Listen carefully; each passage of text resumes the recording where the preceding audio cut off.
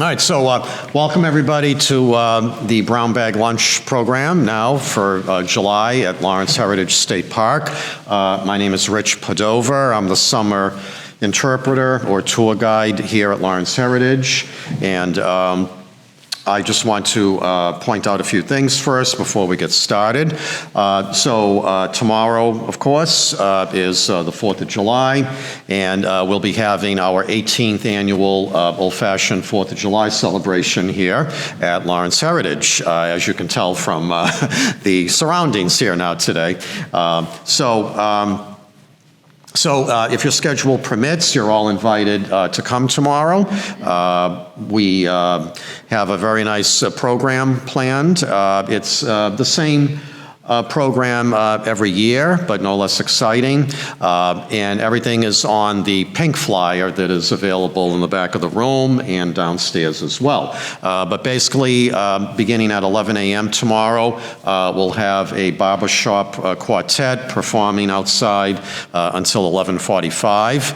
And then at 12 noon, we'll do a flag raising ceremony outside as well. There'll be some brief oration by elected officials, and there'll be a welcome from myself. And then we will do the flag raising, the singing of the national anthem outside. And then we do a little parade around the park here, which if you do not wish to be in the parade, that's fine. But if you would like to participate in the parade, you're all welcome to. Again, we just go right around the block here. And then we come inside up here for the public reading of the Declaration of Independence. And I call for volunteers from the audience who would like to read a section of the Declaration. And then we have a nice buffet lunch awaiting you, as you can see there in the beginning in the front of the gallery.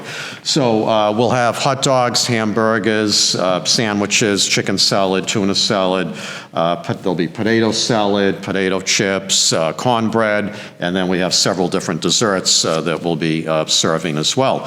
And then the last part of the program is the free raffle drawings, okay? So we usually get done around 2:30 or so, but you know, you're all invited to come, stay for as little or as long as you would like, okay? So. And then the boat tours on Saturdays are filling up fast. We still have openings, but only for the last 3 on August 17th, 24th, and 31st, okay? So if you're interested in signing up for one of the August boat tours when you're leaving today, if you want to see Matt downstairs at the reception desk, okay? And then, of course, that's on the blue flyer, and then on the green flyer, we have the July and August walking tours, all right?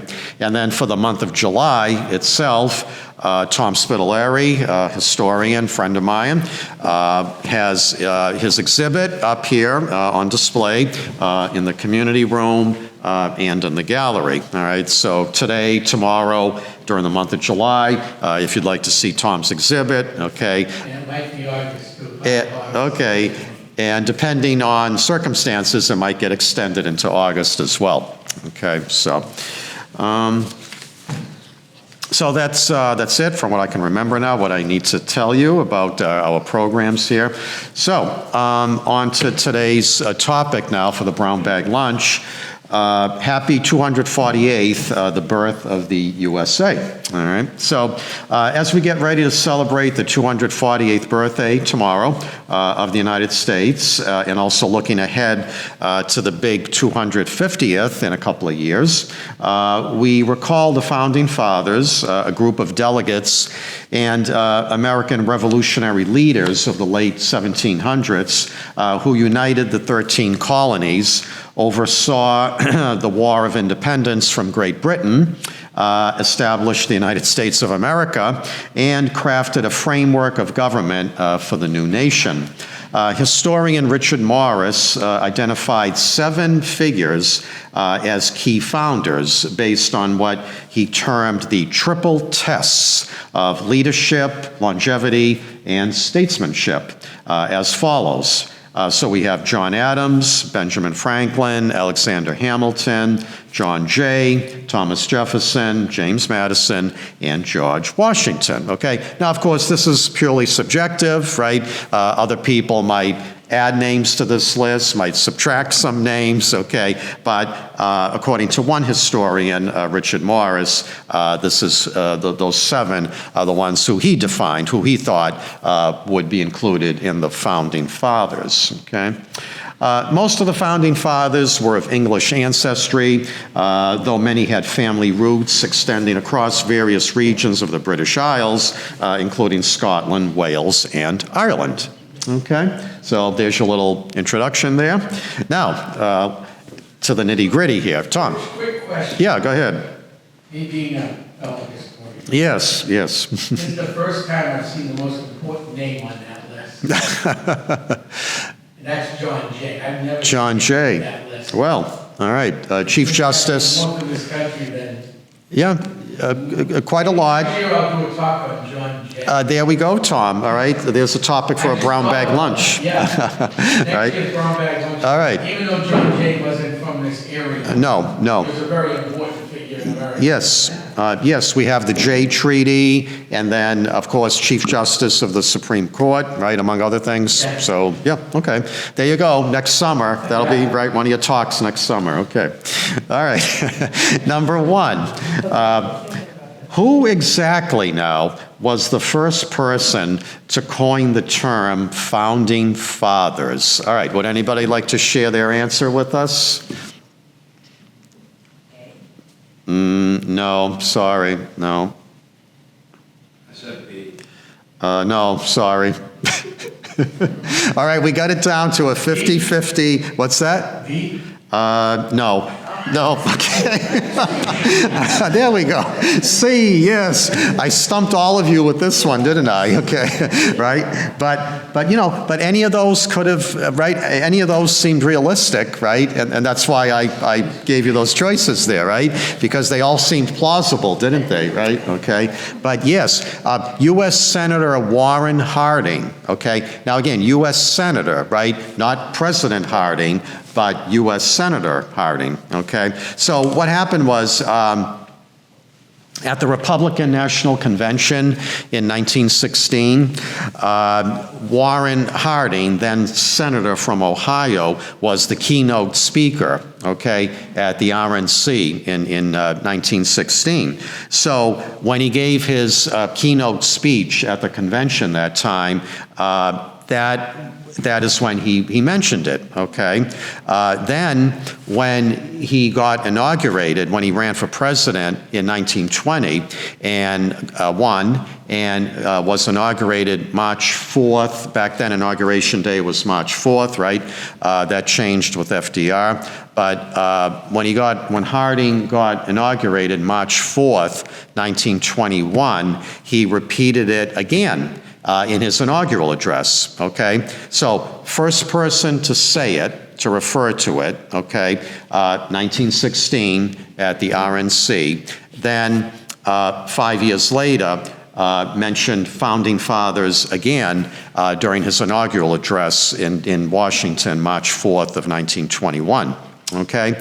And then the term Founding Fathers was not used again at a presidential inauguration until many years later with Ronald Reagan, okay? So he mentioned Founding Fathers, he made reference to that term again, both in 1981 at his inauguration and then at his 1985 inauguration as well, okay? So it began with Senator Warren Harding, then used it again at his inauguration, okay? And then that was it until 1981 when Reagan used that term again during his inaugural address, and then again 4 years later in '85, okay? So, all right, so now we all know the origins of the term there, Founding Fathers, right? Okay, so, okay, any questions or comments? All right, number 2.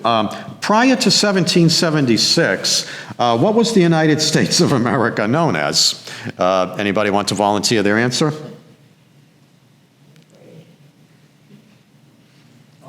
All of the above, right, D, all of the above, yeah, yeah, okay.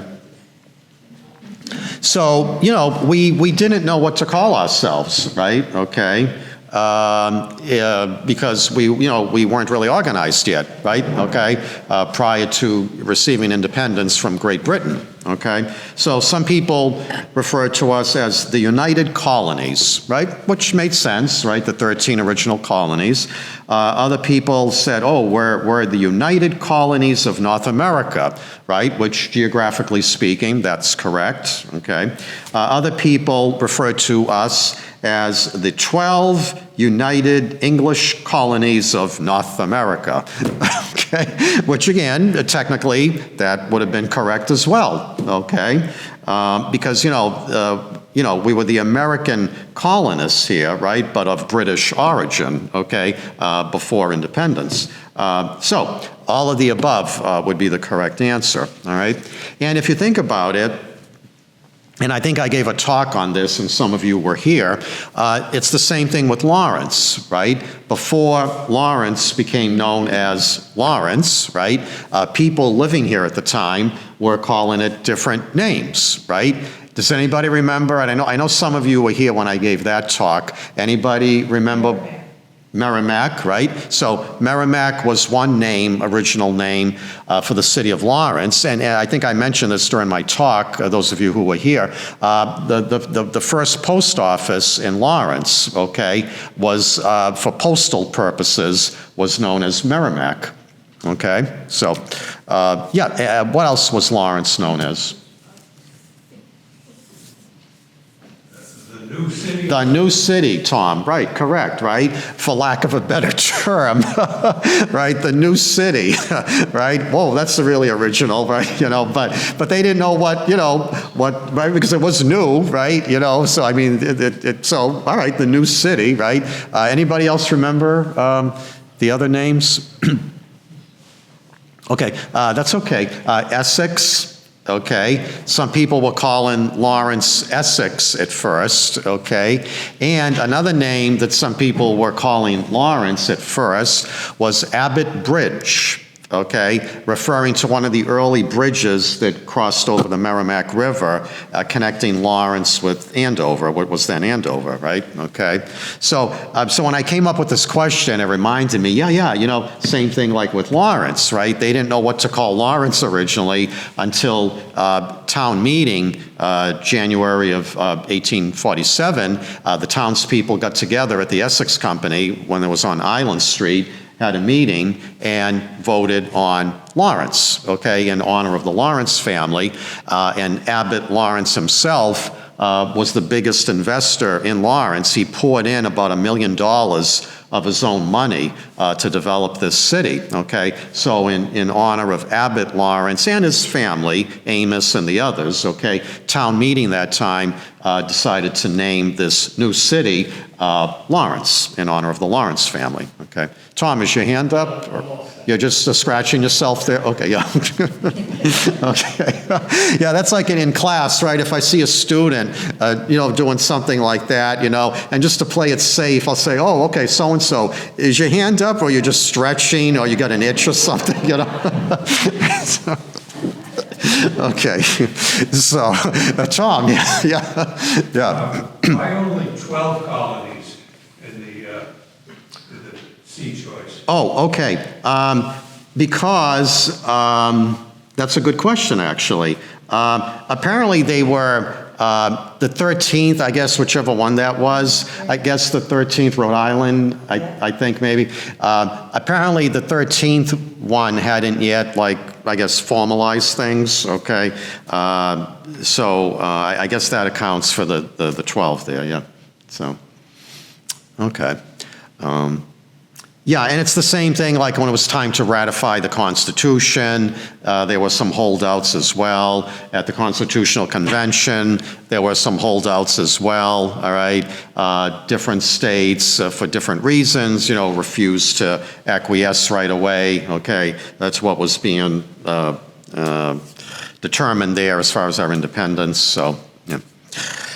All right, number 3. Who published one of the most famous cartoons in history as seen below? Anybody want to share their answer with us? Benjamin Franklin, yes, Benjamin Franklin, okay. Yes, score one for Denise, yes, okay, yes. All right, so Benjamin Franklin. And I presume you all get the meaning there, right, of the cartoon, okay? That it was important when we were, trying to declare our independence from Great Britain, right, okay? Very important that we all had to come together as one nation, right, okay? Because, we were the 13 original colonies, all right? A loose confederation. Prior to the Constitution that we know today, we had something called the Articles of Confederation, okay, which did not hold us together well at all, okay? It had a lot of flaws in it. For example, it made no provision for currency, no provision for a national military, okay, and other issues as well. So there was no leader, okay? There was no CEO or president under the Articles of Confederation. No mechanism for the different colonies turning in tax revenue, okay? So it was like a willy-nilly group of 13 colonies, each pretty much able to do their own thing, whatever they wanted, okay? And then when we had Shays' Rebellion, right, okay, out in Western Mass in Springfield in, when was it, 1786, I believe, that really pointed to the need for us to get our act together, ditch the Articles of Confederation, come up with a new document now, right, which we know today as the U.S. Constitution, okay? So joining, right, coming together as one was very important, okay, or die, right? Okay, we all come together as one or we perish, okay? So this join or die cartoon, all right, was actually a woodcut, all right? And it was an early example of what today we call political messaging, right? Okay, we know like during election season, right, we get bombarded, for example, with all those commercials on TV, right? Okay, political messaging, right? So this woodcut was an early example of what today we would call political messaging, okay? And it first appeared in Franklin's newspaper, the Pennsylvania Gazette, all right? As you know, he also published Poor Richard's Almanac, right? Okay, but one of his other publications was the Pennsylvania Gazette, and this woodcut appeared there for the first time, okay? And it basically, it symbolized the British colonies in America, right? And you can see the abbreviations there for each of the colonies. There's New England, the head, right? NE, New England, and then you could see the others there on the different pieces of the snake there, or the serpent, okay? So that was, so it became popular right away, okay? And it began appearing in other colonial newspapers as well, all right? Now, it's likely that Franklin did not engrave the etching himself, okay? We don't know who. At least in my research, I couldn't find who gets the credit for this, but he picked up on it, published it in the Pennsylvania Gazette, okay, and then other newspapers picked up on it and then published it as well, okay? Again, political messaging, okay? We have to come together here up against Great Britain, or we're not going to make it.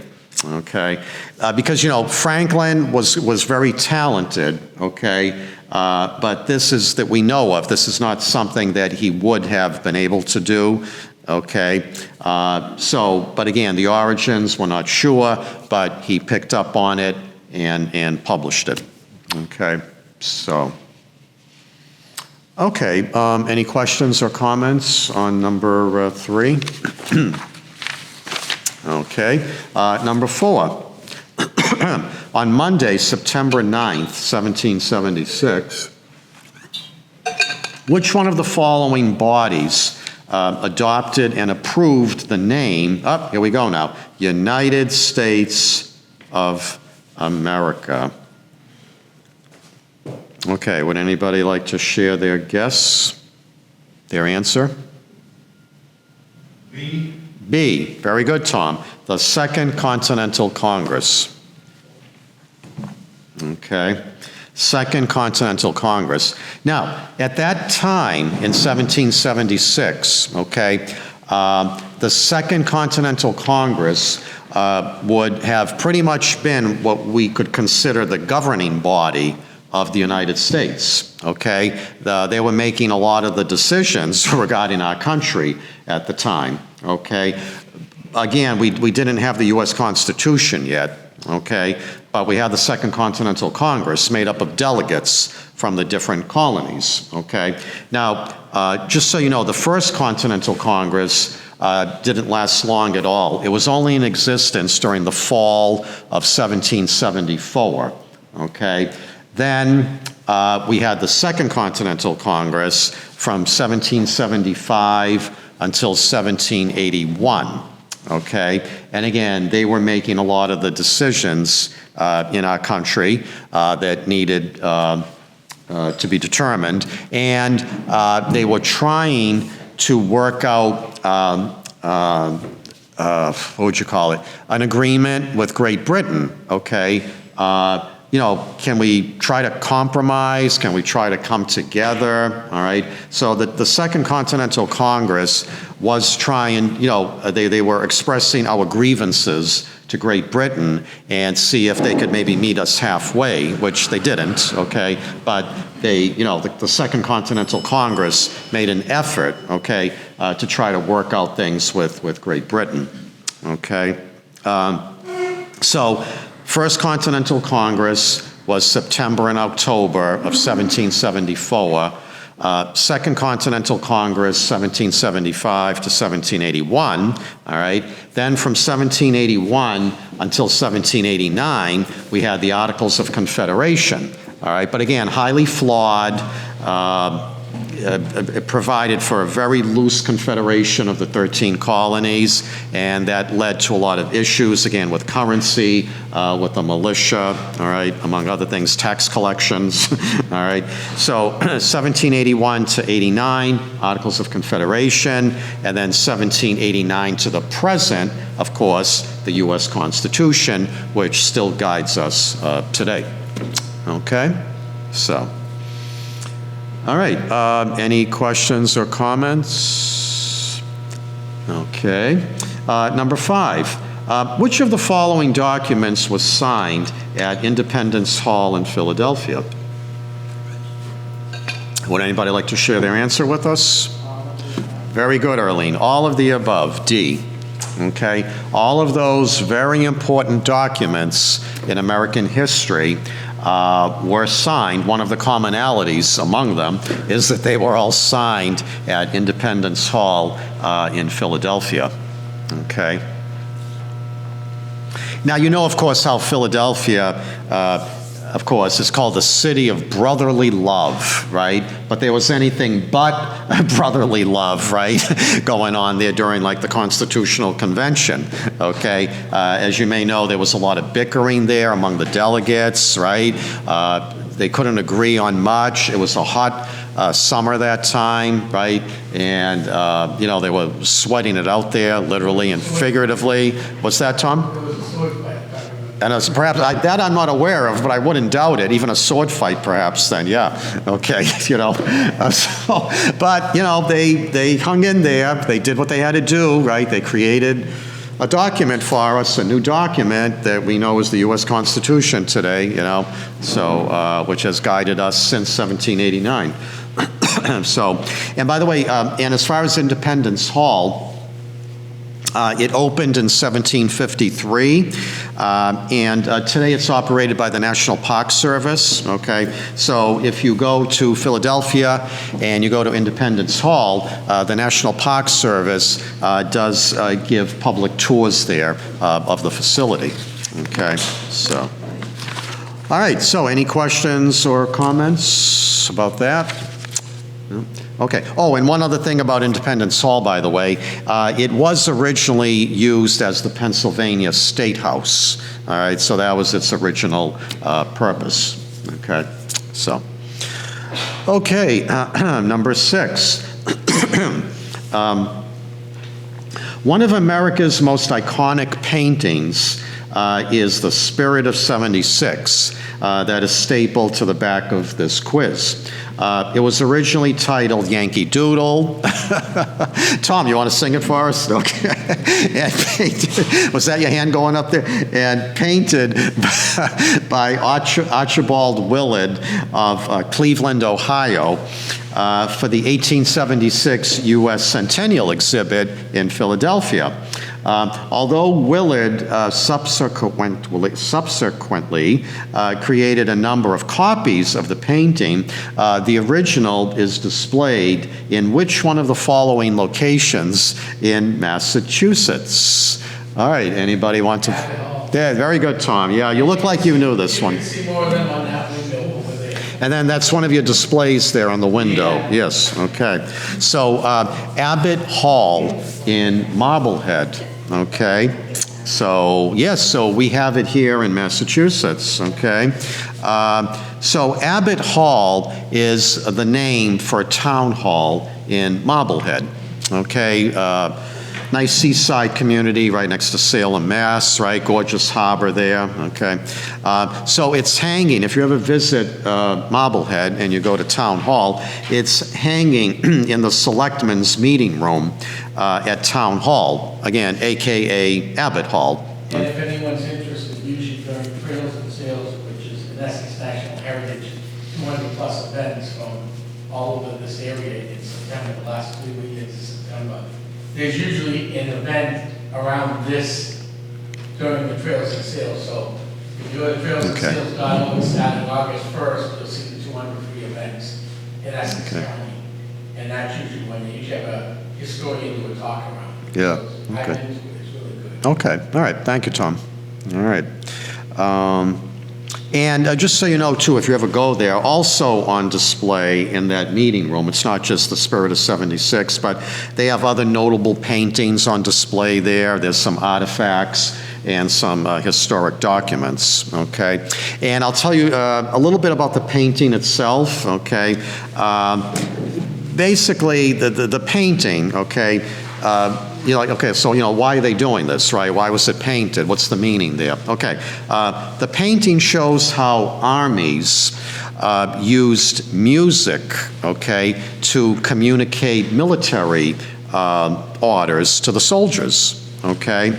So, for example, one of the gentlemen there, I believe, is playing the fife, right? Okay, so the high pitch of the fife, okay, and the sharp sound of the drum allowed messages to be heard, okay, at great distances, even through the din of battle, okay? So it wasn't just music for the sake of music, okay, but that music was used to communicate military orders, okay?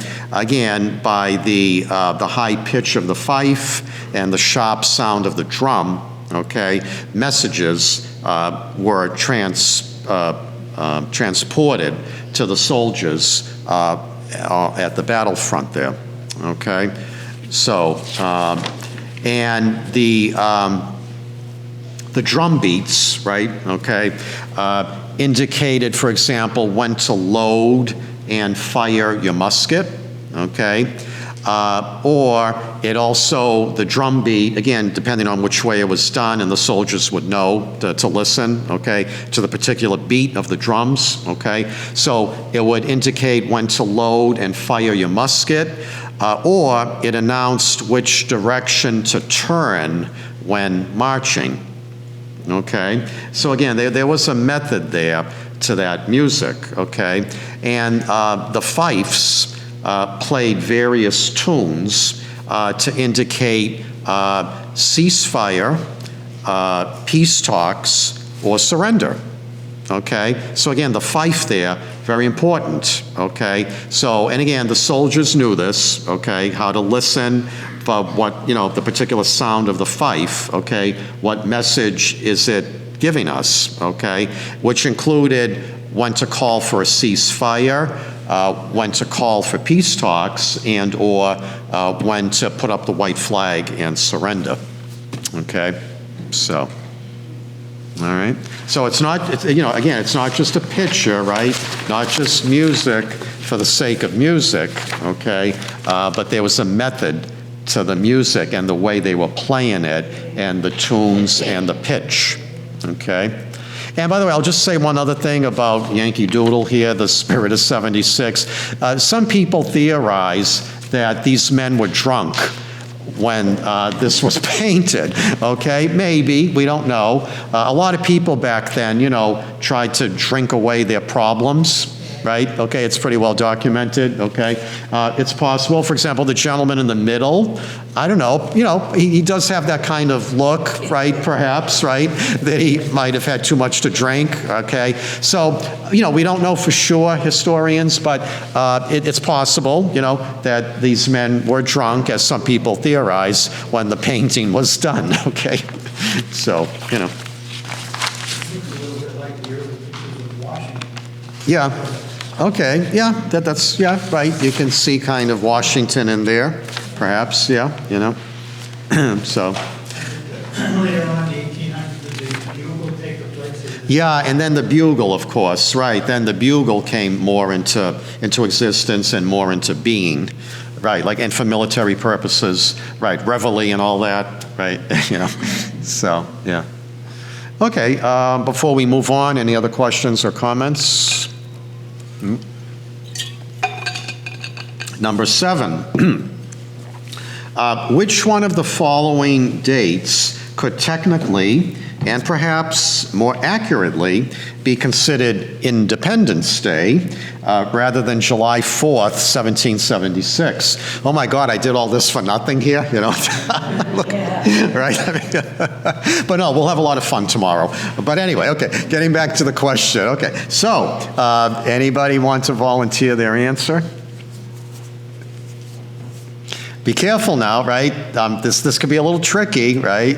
You could tell by the way I set up the question here, right?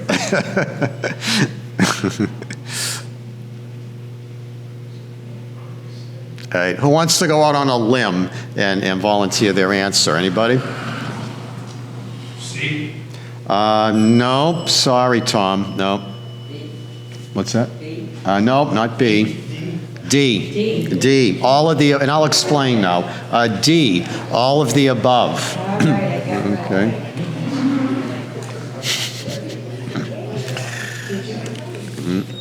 Yeah. All right, so here's, at least in my opinion, which I think is shared by others, I mean, maybe not everybody, that's okay, but in my opinion, and teaching history, okay, here's the way I'll lay it out for you now, okay?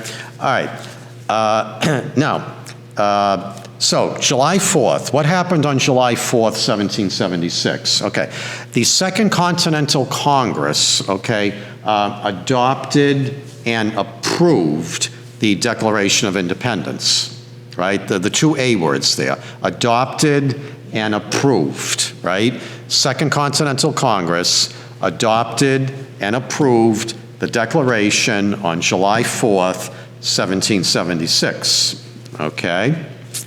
Now, July 8th, something very important happened on July 8th, 1776, okay? And that was, and we'll be doing it here tomorrow, the first public reading of the Declaration of Independence, okay?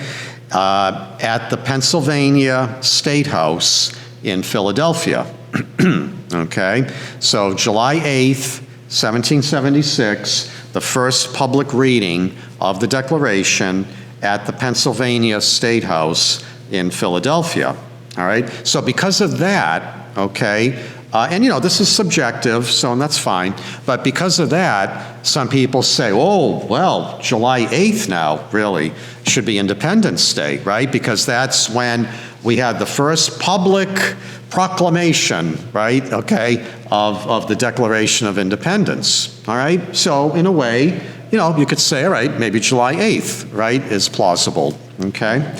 Now, July 9th, something important happened on July 9th as well, okay?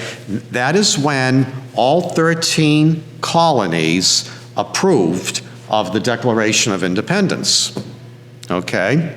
So that's great that the Second Continental Congress approved it, right, okay? And those were the delegates, right? But now the colonies themselves as a whole had to approve the Declaration, okay? So July 9th, all 13 colonies approved the Declaration of Independence, all right? So by virtue of that, some people believe, oh, well, you know, July 9th should be Independence Day. All right, and again, it's subjective, you know, okay? It's entirely up to you how you feel about this, okay? Then, August 2nd, all right? Now, this was kind of the biggie, you might say, okay? August 2nd. What happened on August 2nd, 1776, okay? This is when we had the formal signing, right, okay? The formal signing, right? I'll do a little visual here, right? The formal signing of the Declaration, okay, by 50 of the 56 delegates who were at the convention and put together the Declaration for us, okay? So on August 2nd, 50 of the 56 delegates at the convention that gave us the Declaration formally affixed their signature, okay? Literally, physically affixed their signature to the Declaration of Independence, okay? And as you may know, as president of the Second Continental Congress, John Hancock, right, was the first to sign this historic document. Okay, so because being the president of the Second Continental Congress, he got to be the first one to sign the Declaration, okay? So therefore, and you probably know from seeing pictures of the Declaration, right? He used very large, bold script, okay? And he signed it under the text of the document in the center of the page, okay? And actually, if you get a chance to see Tom's exhibit today, tomorrow, this month, when you walk into the gallery, you walk straight ahead to that back wall, you will see an enlarged copy from Tom's collection of the Declaration, and you'll know exactly what I'm talking about here if you know, although I'm sure you've seen copies of it already, but you'll see what I'm referring to there, okay? So,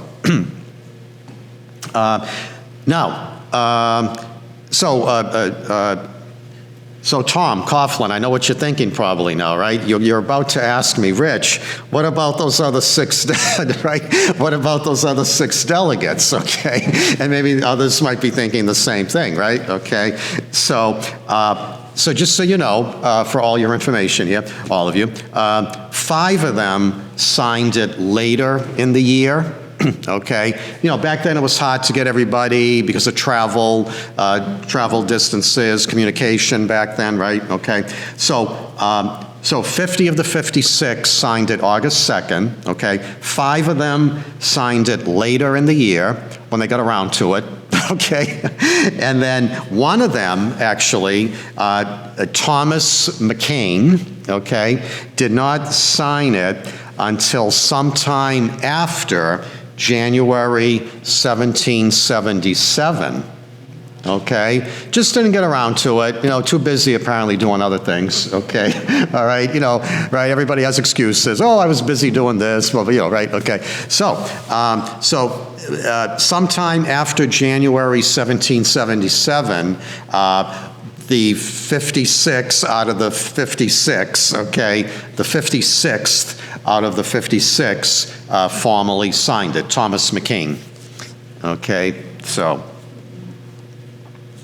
And as you may know as well, 200 that we know of, 200 copies of the Declaration of Independence were printed in Philadelphia, okay? And as far as we can tell today, only around 30 of them survive. All right, Tom?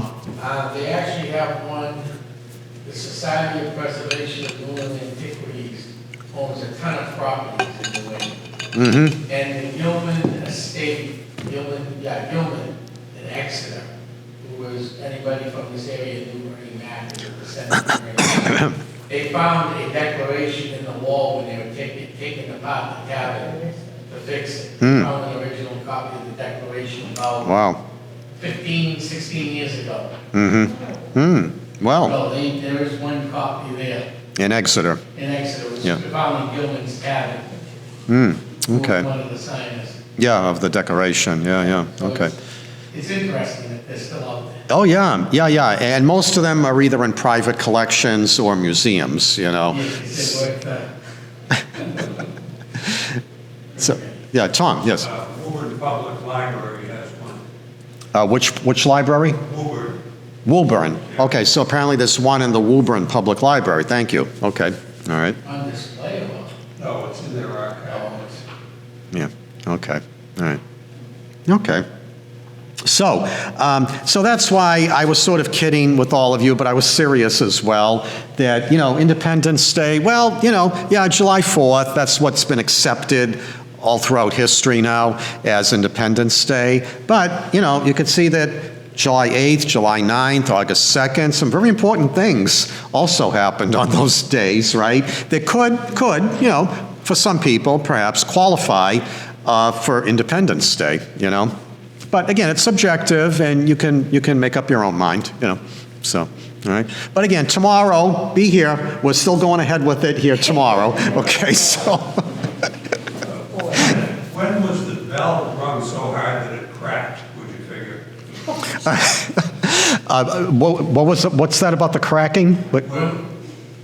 On what tape do you figure the celebration with the ringing of the Liberty Bell until it cracked?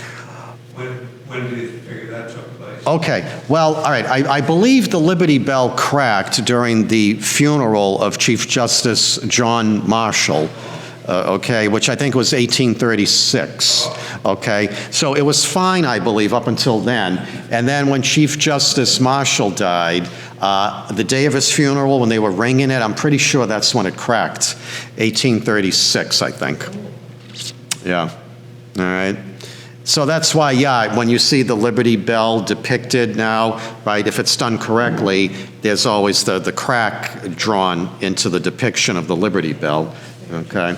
So, yeah. Okay, number 8. The Star-Spangled Banner is, of course, the U.S. national anthem, which we'll be having the soloist tomorrow singing it out here. It was written by poet Francis Scott Key, who was inspired by seeing U.S. soldiers raising a large American flag at a fort to celebrate their victory over British forces during the War of 1812. What fort was this? Would anybody like to volunteer their answer? Joe? A. McHenry, very good, yes. Fort McHenry, yes.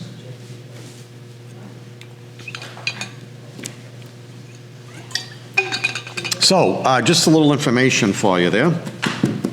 So, September 14th, 1814, at Fort McHenry in Baltimore, Maryland. It is a tourist site today. If you visit Baltimore, you can take a tour there of Fort McHenry, okay? So, September 14th, 1814, is when this occurred. With Francis Scott Key, all right? So now the national anthem, okay, just so you know, was originally a poem, okay? It was not a song. It started out as a poem, all right? And it was called Defense of Fort McHenry.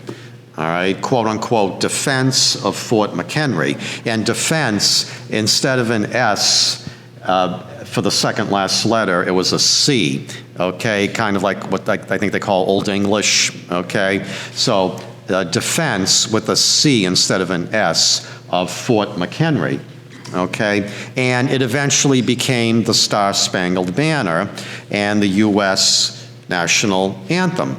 Okay, and it was first recognized for official use in our country by the U.S. Navy in 1889. Okay, so the first time that it was recognized for official use, like what we'll be doing tomorrow outside, okay, it was by the U.S. Navy in 1889, okay? And then March 3rd, 1931, when Herbert Hoover was president, okay? So March 3rd, 1931, Congress passed a joint resolution making the song the official national anthem, and it was signed by the incumbent president, Herbert Hoover. Okay? So March 3rd, 1931, a joint resolution was passed by Congress making the song the official U.S. national anthem, and President Hoover signed it. Okay.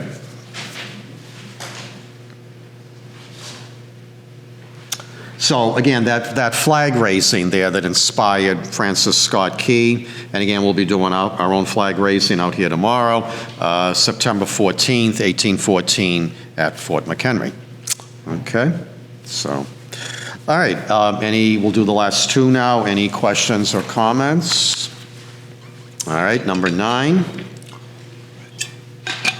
On June 11th, 1776, the Second Continental Congress, which again, you can consider that the forerunner of what we know as Congress today, okay, named a committee of 5 to compose and draft the Declaration of Independence.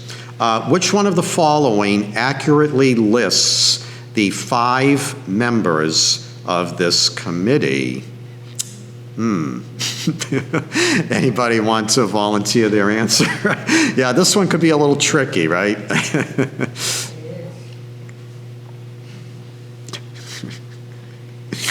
Anybody want to go out on the limb here? C.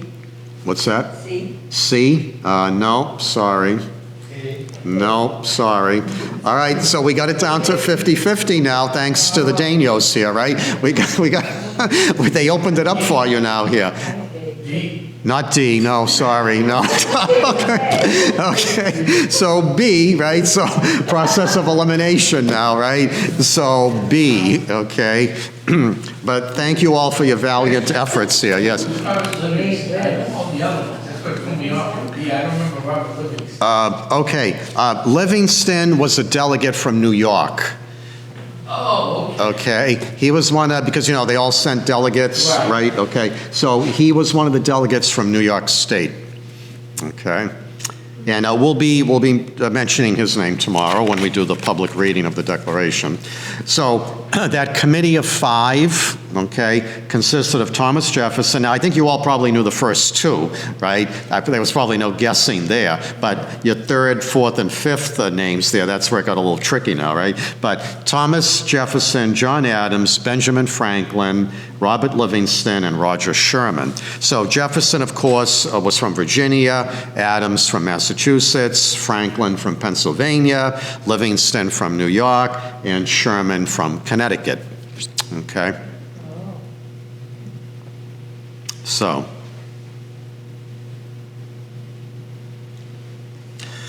all right, now just a little, I'll comment briefly on this, then we'll get to the number 10, the last one here. Now, it gets a little interesting here, and some of you might know the story.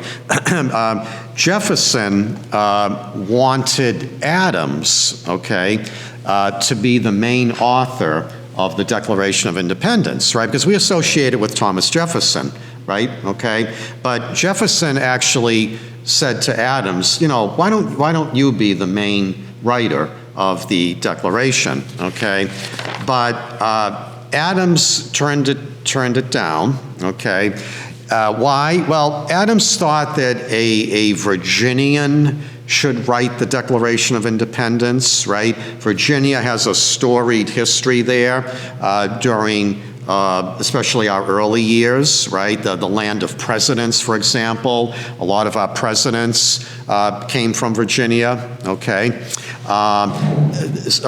Jamestown, right? The first permanent settlement in America, right? Okay, and for other reasons as well.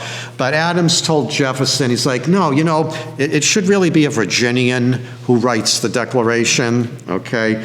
Plus, Adams knew that he wasn't too well liked, okay? So, you know, he was kind of the grumpy, curmudgeon-y type, and he like, no, I don't think I should be the one to be the main author. People don't like me, and I know it, all right? So I'm not going to pretend otherwise, okay? And also, Adams thought that, the third reason, Adams thought that Jefferson was a better writer than he was, okay? So Adams knew his limitations, and again, another reason why he wanted to defer to Jefferson, because he thought Jefferson was a better writer than he was, okay?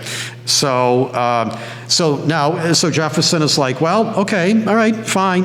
You know, to Adams, I gave you the chance, okay, but fine, you know, you want me to write it? I'll write it, fine, okay. But by doing so, of course, right, this secured Jefferson's name in history now forever, right, okay.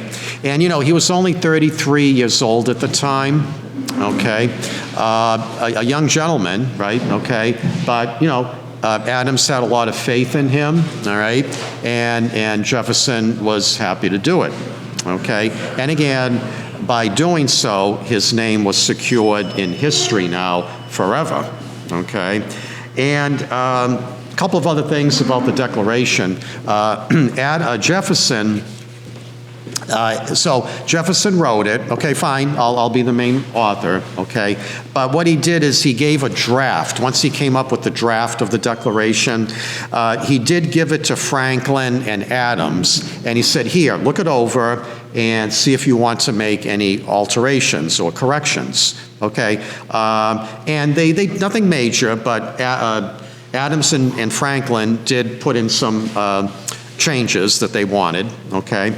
And then they gave a revised copy to the Second Continental Congress on June 28th, okay? So June 28th, after the revisions, additions, deletions by Adams and Franklin, okay, it was submitted to the Second Continental Congress on June 28th, okay? Now, when Franklin and Adams were making revisions to the draft of the Declaration, okay, they did not leave any minutes of their meetings, sadly, all right? So we don't know what was said, what was discussed during those meetings to revise the Declaration, all right? But what we do have is varying accounts by Jefferson and Adams many years later, all right? So many years later, closer to the end of their lives, they did indicate, and I don't have the direct information here, but from my research, okay, apparently when they were older and closer to the end of their lives, they did make some references, okay, to the meetings that took place when when Jefferson gave them the draft and said, okay, here, look it over, let me know what you think, okay? But what those words were, I could not find them during my research, okay? But if I had more time, I could probably probe more, but yeah. So are you saying the original draft that Jefferson completed and then gave Yeah. to Adams and Franklin, that original draft does not exist? Correct, right. As far as we know, that original draft does not exist, you know. So from my research, I could not find, like, you know, what that the draft said. Only the final copy, of course, that we have today, you know. Well, then could you surmise that if the draft doesn't exist anymore, Yeah. the minutes, to discussing it after 26, then those things were done on purpose. Probably, Tom. Yeah, probably then. Yeah, that's true. Yeah, you could make that assumption, and I think it's a safe one. You know, yeah, it's plausible. Yeah, yeah. So, okay. Before we get to the last one, any other questions or comments? Okay. All right. Number 10. In January 1776, Thomas Paine, an English-born American founding father, wrote a widely printed pamphlet called Common Sense. This contributed significantly to which one of the following during the American Revolution? B? No, sorry. D. Yeah, D, all of the above, yeah. Okay, all of the above, yeah. Okay, so it... Great read. Yes, and some of us in school had to read it. Some of us teach about it as well, right? You know? So, but yeah, it is a good read, though, Tom. Right. So it was a powerful document. Okay, it spread the idea of republicanism. Now, of course, republicanism with a small r. Okay, meaning basically that there's no such thing as inherited rule. Right? There's no king or queen. We don't have inherited rule in our country with republicanism, small r, right? Okay? There's an emphasis, as you know, on liberty, a rejection of corruption, a pro-civic virtue, right? Self-governance, okay? No inheritance here. There's no royalty. This is what we fought Britain for, to get away from this, right? Okay? There's a dedication of citizens to the common welfare of one another, okay? So all that comes under republicanism with a small r, okay? So it spread the idea of that, okay? It also bolstered enthusiasm for separation from Britain. So, anybody at the time who, let's say, was still sitting on the fence, probably not a lot of people, some were, but most, had made up their minds, right, by 1776, okay? But let's say anybody who was still sitting on the fence, this, did a lot to push them into the pro-independence side from Britain, okay? And it encouraged recruitment for the Continental Army. So it was like a call to patriotism, too, at the same time, right? Fight for independence from Great Britain, okay? So, Common Sense, it became a bestseller, okay, very popular. Paine himself estimated that 100,000 copies were sold within the first 3 months of its release, okay? So, 100,000 copies released during the first 3 months of its release. Now it's been millions of copies. Yeah. So, now if you compare it to today, right, so that was it did quite well there. Yeah. So, okay. All right. So, does anybody have any questions, comments? Tom? Does the original pamphlet exist? I don't know. I honestly don't know. I would think somewhere. Yeah, I guess we'd have to Google it, yeah, but I don't know offhand. I imagine probably, but where, I don't know, yeah. So, yeah. All right, anything else? No? All right. Well, thank you all for coming today. I do appreciate it. The rest of the July speaker schedule is on, I believe it's the orange flyer out back and downstairs. I hope to see all of you tomorrow. If you're able to come, we'll have a blast here. It'll be a great time. And if I don't see you tomorrow, have a happy 4th of July, whatever your plans might be. Okay? So, all right. Okay. You're welcome. Yeah, thank you for coming. So.